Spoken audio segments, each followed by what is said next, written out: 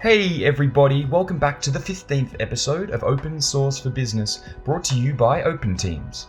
My name is Henry Badgery, and this is the podcast where you can learn from the world's top open source software experts about how to better manage your business's open source technologies. This episode is part one of two of a conversation I had with Mekki MacAulay, the leader of IBM Canada's open source strategy consulting practice. Please note that Mekki is speaking in a personal capacity in this episode, not on behalf of IBM. Mekki is regarded as one of the top open source strategy experts in the world. So if you want to learn about open source strategy, the importance of having one, how you can set one up and measure its ROI, then you have to listen to this episode. This podcast is sponsored by Open Teams, the first market network where users of open source software can find, vet, and contract with service providers. Open Teams is your single source for everything open source. Now that the introductions are out of the way, let's turn up the music.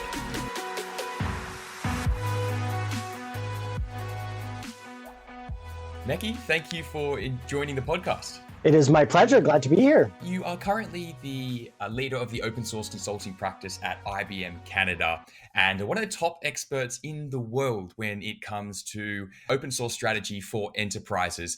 But can you walk us through your journey to give us an idea of how you got here today?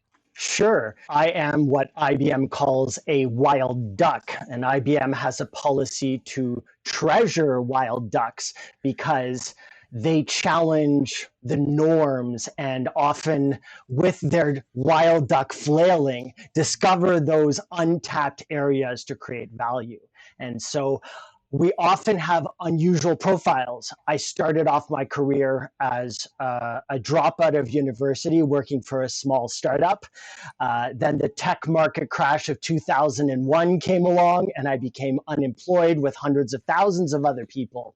Went back to university, completed a computer engineering degree, a psychology degree, became an entrepreneur, ran a small tech company, and then got dragged into a graduate program and did a master's degree at the intersection of technology and business. How do you manage technology companies? Somewhere around there, I decided I liked money, so I accepted a consulting opportunity for the Canadian federal government, and then ended up becoming a full-time employee in the federal government as an IT project manager, and then would go on to do a PhD later on, past the intersection of business and technology, all the way into the business side. And all along that journey, I was always excited about open source because I saw open source as something different, something that hadn't been tried before, that was pushing against the mainstream, that had a lot of potential. So when I did my PhD, I focused on open source strategy from a pure business perspective. How do we understand how you make money with open source from conventional business strategy perspectives, the stuff we teach MBAs? How does that make sense in an open source world? And, for a long time, people said, it's not a real thing. You can't make money with open source. Anybody can just download it. And then IBM, a couple of years ago, spent $34 billion on RedHat. And everybody said, oh, yeah, no, we knew open source was a real thing, of course. And I said, yeah, no, sure. And so after completing my PhD, I joined IBM to help it, in the words of Jim Whitehurst, now president of IBM, turn more red. So one of the things open source folk are rightfully concerned about is that IBM is going to crush the Red Hat culture, the open source culture, and make it all proprietary. When the reality is we're trying to do the absolute opposite. And that's why Jim Whitehurst, the former CEO of Red Hat, is now president of IBM, because we're turning red. We want to bring those open principles to every area of our business. And I'm proud to contribute to that. And what was the driving force behind IBM making that decision? And when was it made? When was that shift? That's a really good question. And folks far smarter than me can answer that. Former CEO Jenny Rometty and current CEO Arvind Krishna have written extensively about this. So rather than restating their own words, I'll give you my take on that. My take is that open source has reached a new era that I like to call open source 3.0. The first era was we all built, open source independently, some people in their basements, to scratch our own itches. And it was very needs focused and individual focused. Open source 2.0 was very software as a service, where what interesting things can we offer collectively using an open source core? And then we can start to make money on those things. Open source 3.0 is what I call enterprise strategy open source, where we recognize that open source isn't just about software. It's about doing business differently, doing business without proprietary copyright restrictions being the only way to make money. We don't just add value by saying, oh, here's a little slice of what we developed, give us a license fee. Instead, the software is the foundation, and the value we add is in the services and integration. IBM recognized this because it has been doing open source strategy since the very beginning and has grown through those levels. So by acquiring RedHat, it was saying clearly the value isn't in making the source code closed and just selling binaries. That's the old Microsoft model. And in fact, the new Microsoft model is very open source as well. So IBM said, we're betting the farm on this. We're going all open, and we're going to win because we are the best at services and integration. So why wouldn't you also want the best in the world in terms of software, which we know open source offerings are? And that definitely, I think, is a similar in terms of aligning with what we're doing here at Open Teams too. We're building a marketplace to connect the users of open source software with the service providers who are, like you said, adding that value. Because if a project becomes popular, then a company like RedHat or Canonical, they'll pick it up. But there's also such a long tail of open source. How do you view that long tail of open source? Do you think that we need services support around those smaller projects which are growing and getting traction and starting to be used? Because a lot of these companies are still building the foundations of their critical software infrastructure upon these projects. So how do you see that long tail of open source, and how does that come into a company's open source strategy? That's a great question. I like to compare it to the academic model, which we affectionately describe as standing on the shoulders of giants. Our goal is to not reinvent the wheel unless there's a really good reason to do so. But that being said, you have to have an understanding of your dependencies, not just to make sure that they're maintained, to make sure that they're not going to disappear, but also to understand your security footprint. And that's hugely important. So when you choose which open source projects you want to build your strategy on, there has to be a careful consideration. And it's not so different than what was done with proprietary software. The trade-offs are just different. So with proprietary software, did you want to build your whole business strategy on Windows Server? 15 years ago, that was a discussion we were having. And if Windows Server went away, what do? Well, people said, well, it's Microsoft's not going to go away, so there's a certain safety in that. Well, we know that's true in open source now. And in fact, it may be even more true than with proprietary vendors. There may be more layers of support and possible places you can go if one disappears. But the key message you highlighted is you have to look, you have to assess. You can't just guess and be sure of that. And part of the value proposition of RedHat, why RedHat sells subscriptions for money, is that you can outsource that verification to RedHat. The subscription isn't to get access to the source code. You can have that. It's to do that verification of security, of community support, of patching, automatically behind the scenes, so that you know that you have a platform that you can build upon safely. And RedHat guarantees that. So you're paying them for that guarantee. That makes sense. And I thought maybe we could just take a few steps back. And I'd like to ask, what is an open source strategy in the minds of an enterprise? That's a really good question. I coined a bit of a definition that pulls together a bunch of definitions. And my definition's really basic. And the reason it's really basic is because I want people to think about it as a business strategy, not as a technology positioning. And I think that's key. So my definition of open source strategy is any strategy where you collectively develop a resource using people inside and outside a company's boundaries, such that what you develop at the end is available and usable by all, including competitors. And so when you think about that, that means your business model cannot be based on any form of exclusivity. And this aligns with the open source definition maintained by the Open Source Initiative. You have to think carefully about how is that going to transform into making money? How is that going to transform into what our organization does? And how is that going to transform to how our organization relates to those other co-creators? That's the key. The rest is where companies set themselves apart. And you absolutely can set yourself apart. And the pie is so big that we don't even think about fighting over a share of pie. We think about collectively raising the ecosystem's value so that all participants have more than pie than they can eat and are not really competing directly with each other because they're each building a bit of a different value add as part of their strategy. Why is it so important for a company to have an open source strategy?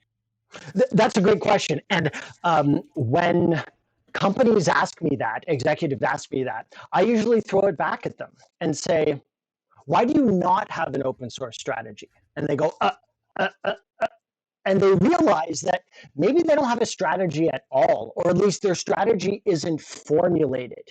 When we talk about open source strategy, there's always this unspoken assumption that companies have clear strategies. Turns out most companies don't. And that's scary, and it should be scary.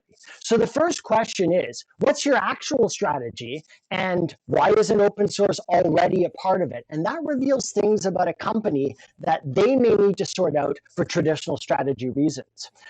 When I teach strategy to MBA students, I tell them that many companies fail the "I'm trying to give you money" test, which is people are literally knocking on the door. Hi, I'd like to give you money. And the company doesn't know how to take it in exchange for products and services. And my students' minds are blown. They're like, what do you mean they don't know how to take money? And I'm like, believe me, you'll come back in 5 years and be like, that crazy prof, I didn't believe him, but that's the case. So often the discussion about open source strategy is just prompting a general strategy discussion. And then when we get to the general strategy discussion, it's saying, if your only way of making money is by locking down your IP, whichever IP, patents, copyright, whatever, how vulnerable are you to displacement by a competitor? Because it turns out in just about every industry, intellectual property protection costs 10 times more than the value it generates. So the question, why aren't you doing an open source strategy, is actually saying, why are you spending 10 times more money protecting IP than the value of that IP? With very select exceptions. The pharmaceutical industry is an exception. Protecting your IP on your new drugs, fine. But unless you're in the pharmaceutical industry, you have to ask yourself very carefully, why are you protecting stuff? So, for example, IBM is, for 20 years running, the #1 patent receiver in the world from the US Patent Office, again in 2020. Wow. For 20 years running, it's been #1 in the world. And you would think an open source guy like me would hate that, but I don't. I love it. Here's why I love it. IBM has pledged that it will use all of those patents, its patent portfolio, defensively to protect Linux and open source from patent trolls suing them. Mm-hmm. Now, that's a lot more interesting because it says the value of the patents is not me selling, licensing, and preventing other people from using it, but rather it's preventing other people from being trolls. And that's a very different measure. That's actually part of IBM's open source strategy. It's a defensive component using intellectual property. It's similar to the flip of open source, which used copyright to guarantee freedoms, which previously copyright was only used to restrict freedoms. And so it kind of used the tools of the system to flip it on its head. IBM has done something very similar with the patent game. That's not to say it doesn't also license patents. Nothing has to be black or white. But in the case of open source, that's very interesting. So to summarize, open source strategy, well, what's your base strategy? And if your base strategy is built entirely on lockdown, how vulnerable are you? Because turns out there's lots and lots of ways to get around patents and copyright without infringing them. You can address the same need, making it entirely from scratch. And then if that was your only competitive advantage, your business is irrelevant. So it turns out imitation from a strategy perspective is a lot easier than most executives think, and intellectual property protection does not really prevent imitation. So maybe a lot more businesses should be thinking about competing without worrying about imitation. And that's open source strategy. And that's the start of that conversation. So what value add are we going to provide if all of the stuff that we used to protect, now anybody can grab it and run with it? That builds the strategy as you go. And there's no one size fits all strategy for businesses. Each one will do what makes sense for it. And it should be part of its mission statement, its value statement. It should align with all of its different business functions. It's not just a nice to have. It's a corporate strategy. And what's a concrete example? I know you mentioned if, say, you're big pharma, then you need to protect your IP. But do you have any examples of companies that you've worked with in the past where considering an open source strategy wasn't really a viable option? And why was that? Yeah, so this is what we call in strategy path dependency. If you've done one thing for a long time, it's hard to switch. So if your entire revenue system of your company is based around a closed source model, well, you can't just flick a switch and change. So I think Microsoft's a great example. Microsoft was the great evil of open source. It took them more than 10 years to slowly transform the organization. It took 2 CEOs. It took, if you think about the churn of the company, about 50% employee churn in order to shift direction. So I would never suggest that you shift like that. You have to do it intelligently and assess it as you go. Do I know of any companies that I think have done it and regretted it? Yes, but I think it's because they've done it wrong and they've incorrectly blamed the opening up. If you just open it up and don't think about how you're going to make money, well, is it really the model that's failing, or is it just you're bad at strategy, right? You have to win at a business strategy and win at the open component. Opening by itself doesn't create a winning business strategy. So I think that's the mistake people make. And so, yes, I suppose I have seen, I'm trying to think of the specific names, but I'm sure there are companies out there who just open things and went, hey, why aren't we making $1 billion? We put the source code up on the website. Come on. Well, that's not how it works. Build it and they will come, they believe. Yeah. Exactly. And that's a common mistake. And it turns out building communities is expensive. Building communities takes time. You have to generate value for others for them to want to join your ecosystem. So you have to think a lot beyond what's just good for you, but what's good for others that enables them to do things that are good for you. So that gets really interesting as well. And what are some of those mistakes that you've seen companies make? I know you referred to that briefly before. Yeah, just throwing stuff out there with an open source license is not an open source strategy. So oversimplifying what needs to be done, underinvesting, having grandiose visions without any substance. The biggest one I would say is not hiring an expert to lead you on that. Smart engineers are particularly guilty of this because they think that the technology is the hardest part.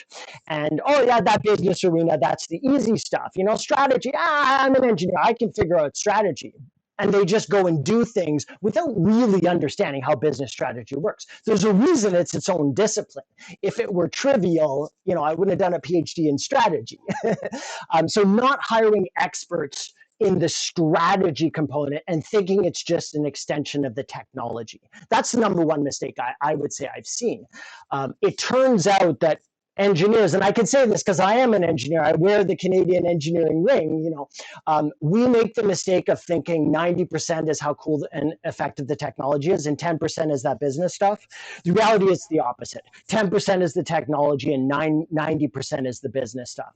And this is why we get so frustrated at very successful, technologically terrible products and services, because turns out, if you're good at business, you can sell a lot of crap. But if you're good at technology, you can't necessarily sell it. And this is where, when I mentor entrepreneurs, they're usually engineers.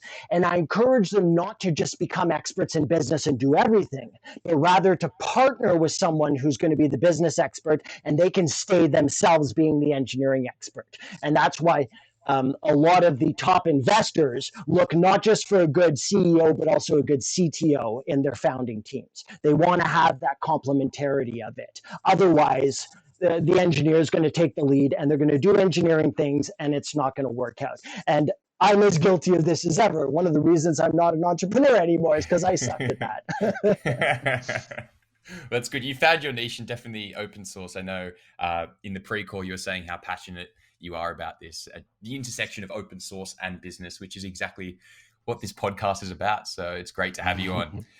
Again, I'd like to take a few steps back and ask you, what does your current role entail at IBM Canada? I mentioned earlier about how IBM is turning a bit more red. So my role has three components to it. The first part is educating our internal teams, mostly sellers, to help them understand our new business model, if you will, or an additional business model, which is we are now enablers of open source, and we want to sell services and integration and support deals and managed outsourcing deals as part of that.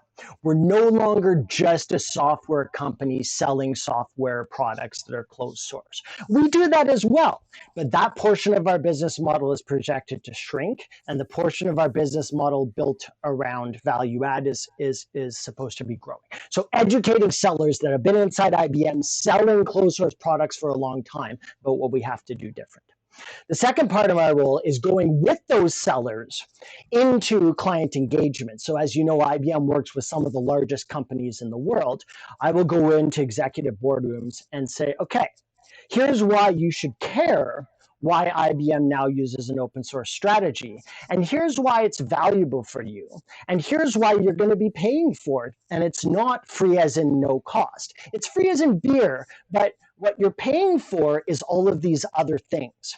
And you want to pay for these other things because here's all the value that comes from those. Put those two values together, boom. So translating technology value and open source enablement value with IBM's century-long experience as service and integration delivery in the language that, if you were MBA speak, that executives understand.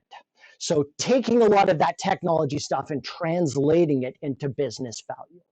I'll also occasionally go and sit with the engineers. I'll put on my cargo pants and say, hey guys, okay, so you don't care about this businessy stuff. Let's figure out why you might want to use OpenShift over Kubernetes. So here's all the extra stuff that OpenShift does as a Kubernetes certified container distribution.